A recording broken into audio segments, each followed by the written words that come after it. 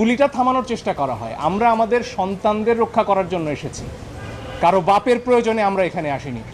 আমাদের সহকর্মী এই সুপ্রিম কোর্ট বারের আইনজীবী আখি আকান্ত, তাকে আমরা সবাই চিনি, সে এখানে নিয়মিত প্র্যাকটিস করে।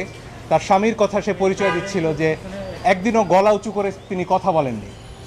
শেরপুরে ছিলেন, তার সন্তানকে স্নান করাচ্ছিলেন দুপুরবেলা, 100 পুলিশ এসেছে, তাকে ধরে নিয়ে গেছে, গায়ে কাপড়টা দেওয়ার সুযোগ দেওয়া হয়নি। কেন নেওয়া হয়েছে জানেন?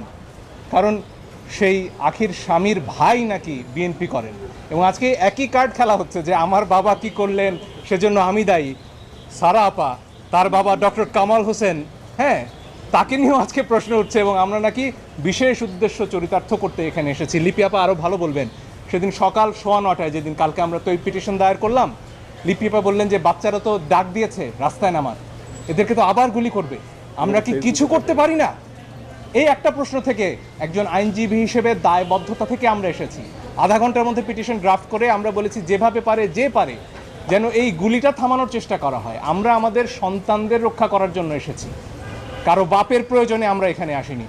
যেটা হয়েছে যে আমরা এখানে এসেছিল সম্পূর্ণ একটা অরাজনৈতিক, আমাদের শিশু মানে যারা আছেন আন্দোলনকারীরা বা বাচ্চারা যারা মাঠে নামছে তাদের জীবনটা রক্ষা করার জন্য, এবং যারা মারা গিয়েছেন তাদের কি বলবো যে তাদের মৃত্যুটা যে স্বাভাবিক মৃত্যু ছিল না সেগুলোর জন্য। তো এটিকে সামহাও আজকে আমরা যেটা দেখেছি যে অনেক আইনজীবীরা পিছন থেকে একটা রাজনৈতিক রূপ দেওয়ার চেষ্টা করেছেন। একদম পরিষ্কারভাবে বলি, এখানে আমরা কেউই কোনো রাজনীতি করার জন্য আসিনি। লাশের উপরে রাজনীতিবিদরা করেন, আইনজীবীরা করেন, এটা আমি সম্পূর্ণভাবে বিশ্বাস করি। একটা জিনিস যেটা হচ্ছে গণতন্ত্র কমিশনের যে ইটা রয়েছে সেটি হচ্ছে যে আপনারা সবাই দেখেছেন যে আবু সাইদ কিভাবে মারা গিয়েছিল। আবু সাইদ যখন মারা গিয়েছিল তারপরে যে এফআইআরটা হলো সেটাতে বলা হলো যে জনগণের ছোড়া ইতে উনি মারা গেছেন।